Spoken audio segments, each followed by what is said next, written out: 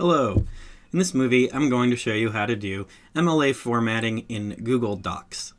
So, just to recap, for MLA formatting, we need to have double-spaced text, Times New Roman font in 12 point.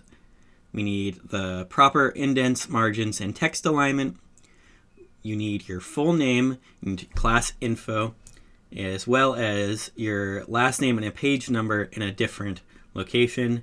So let's take a look at Google Docs. I have here my fake essay, and let's go in order. So we'll start with the spacing. MLA needs to be double spaced. This currently is all single spaced. So I simply need to select everything, and then I can go up here to format. No, sorry. I can actually do it more easily. I can go and click on this little thing. It's like two arrows with 3 lines. I can go to double. Now I have double spaced font. There was another way to do that, so I'll show you because it doesn't really matter. But if I go back to single, I go down here, go up to format, I can get the same thing here. So same thing, 2 different places. So you might notice as well that I now have this extra space in between my paragraphs. And where did that come from? That's not supposed to be there. At least not in MLA formatting. I'll show you how to get rid of that in a second. First, let's make sure we have the correct font. So again, I'll select everything. Go up here where it says, currently it says Arial. I'll change this to Times New Roman. Got a little smaller. Remember, we want it to be 12-point font, so right next to that, I can change the font size. Easy enough. Now let's look at the indents. So, MLA style requires a 1/2 inch indent. One way to do this, hopefully, is to just press tab on each paragraph, beginning of each paragraph. Some people do spaces, but you shouldn't do that. It can get messy later on if you press the space bar multiple times. So don't use spaces. Use tab, or better yet, you can select every paragraph, go back up to format, go down here to align and indent, and then I can go down to indentation options, and you can see here that I can change the first line to, I can change special indent to first line, 0.5 inches, that's what we want. If this said a different number, you'd want to change it to 0.5. If it said, say, 0.25, sometimes people use that font or that indent size, you'd want to change it to 0.5. I don't know why that's doing that. I guess we need to set that. Need something there, so we need a 0 there. And there we go. We have our 1/2 inch indents. So let's also take a look at this space now. This extra space between paragraphs. It'll be easier to fix this now that we have our indents. So to do this, again, I need to select everything. And we go back up here to our spacing options.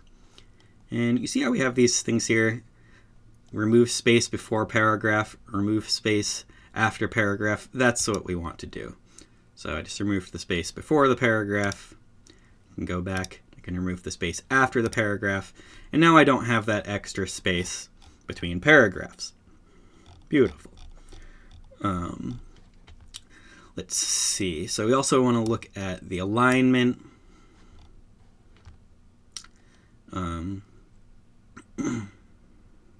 So title. You want to center align your title. And, oh, let's see. We have another problem here with my title. I need to change my capitalization. There we go. So we also want to make sure that the text for the rest of the essay is aligned to the left, which it currently is. But sometimes people use block or justified, where it changes the right-hand margin.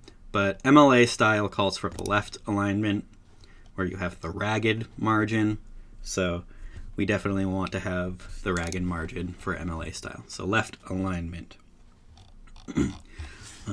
Briefly about indents or margins.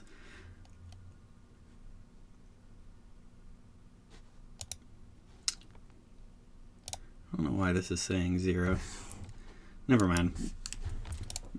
We're not going to talk about margins. Technically, MLA style calls for, I believe, 1-inch margins, but your document should default to 1-inch margins most of the time anyway. All right, so now we need our class, or my name, and class info. So this would go above the title, should be left aligned. And note that I'm not doing this in the header. I'm just going to type it right into the main document, main part of the document. So type my name, and then I would need my professor's name.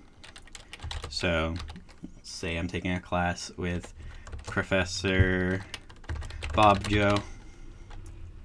So I put my professor's name right underneath my name. And then here you would put the name of the class. So that might be